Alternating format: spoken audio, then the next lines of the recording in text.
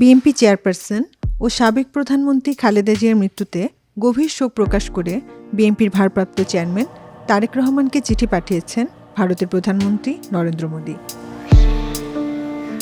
চিঠিতে তিনি খালেদা জিয়ার প্রস্থানকে অপূরণীয় শূন্যতা হিসেবে উল্লেখ করেন এবং ভারত বাংলাদেশ সম্পর্কের ক্ষেত্রে নতুন সূচনার প্রত্যাশার কথা জানান। বিশ্লেষকরা মনে করেছেন, ভারত সরকার প্রধানের চিঠি ও দেশটির পররাষ্ট্রমন্ত্রীর সঙ্গে তারেক রহমানের বৈঠকের পর বাংলাদেশের রাজনীতিতে কিছুটা মোড় পরিবর্তনের সম্ভাবনা রয়েছে। চিঠিতে মোদি লেখেন, খালেদা জিয়ার আদর্শ ও উত্তরাধিকার টিকে থাকবে।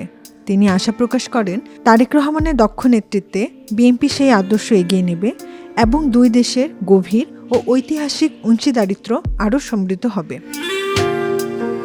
প্রিয় তারেক রহমান সাহেব, সম্বোধনে লেখা চিঠিতে মোদি বলেন, আপনার মা, বাংলাদেশের সাবেক প্রধানমন্ত্রী ও বিএনপি চেয়ারপারসন মহামান্য বেগম খালেদা জিয়ার প্রয়াণের খবরে আমি গভীরভাবে শোকাহত। এই কঠিন সময়ে আমার আন্তরিক সমবেদনা গ্রহণ করুন। 2015 সালের জুনে ঢাকায় খালেদা জিয়ার সঙ্গে সাক্ষাতের স্মৃতিচারণ করে ভারতের প্রধানমন্ত্রী লেখেন, খালেদা জিয়া ছিলেন দৃঢ়প্রত্যয়ী ও অটল বিশ্বাসের এক বিরল নেতৃত্ব।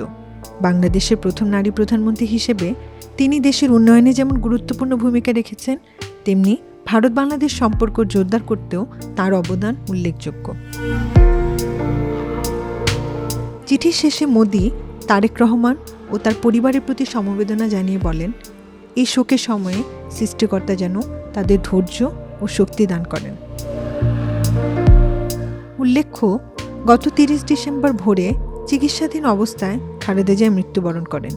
এর আগে এক্সে সাবেক টুইটার দেওয়া পোস্টে শোক প্রকাশ করেছিলেন নরেন্দ্র মোদি। পরে আনুষ্ঠানিকভাবে এই চিঠি পাঠানো হয়।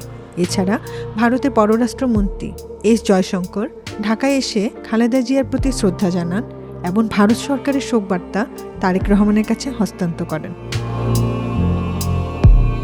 News desk, citizen journal 24।